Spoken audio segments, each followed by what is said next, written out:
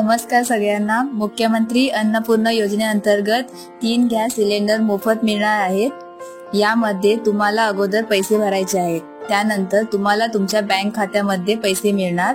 परंतु अगोदरच्या GR मध्ये असं होतं की गॅस जोडणी महिलांच्या नावाने असणं गरजेचं होतं, परंतु आता नवीन GR आला आहे ज्यामध्ये घरातील कोणाच्याही नावाने जर गॅस सिलेंडर असेल तर तो महिलाच्या नावाने ट्रान्सफर करायचा, म्हणजेच त्या महिलेला लाडकी बहीण योजनेअंतर्गत लाभ सुद्धा मिळेल। आणि मुख्यमंत्री अन्नपूर्णा योजनेअंतर्गत जे काही 803 रुपये किंवा 530 रुपये हे देखील मिळतील।